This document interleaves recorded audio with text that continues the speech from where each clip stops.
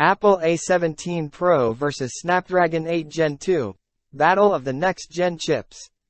The arrival of the Apple iPhone 15 invites plenty of Android comparisons and talking points, none more so than in the chipset department.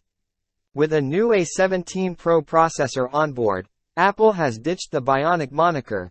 We could be looking at a new performance champion, and we're eager to see how the A17 Bionic compares to the Snapdragon 8 Gen 2 powering today's best Android phones. Before diving into the specs, it's worth noting that Apple no longer packs its more powerful chipset into every new iPhone.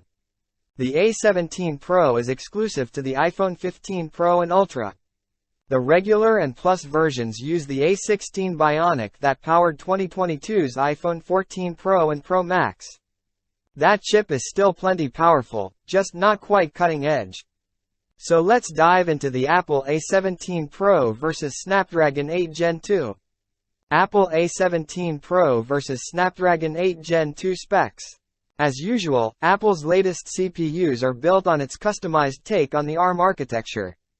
That means CPU cores that you won't find in the Android space, or anywhere else, which lends the chip a more unique performance profile.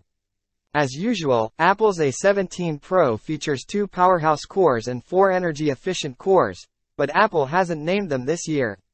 The Snapdragon 8 Gen 2 uses licensed ARM CPU components, a single Cortex-X3, 4 Cortex-A715s, and 4 Cortex-A510s. This setup looks a little more dynamic in the power department and features more cores, but Apple's last-gen chip already holds a slim single-core and multi-core score advantage, according to benchmarks. Apple was shy on the specifics of the A17 Pro CPUs but touts a rather conservative 10% performance boost over last generation's Apple A16 Bionic and up to 3x better performance per watt energy efficiency gains for the little cores. Based on last gen, that would push the A17 CPU capabilities notably beyond the Snapdragon 8 Gen 2. We'll see exactly how far when we benchmark the chip ourselves. And will obviously provide a good rivalry for the much-anticipated Snapdragon 8 Gen 3. GPU-wise, Apple has some significant changes here.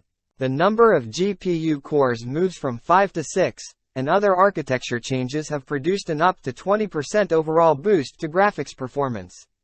Still, Qualcomm's Adreno 740 took the lead last year, and it'll take more than a 20% performance boost for Apple to surpass Snapdragon here. But the new iPhone has another trick up its sleeve.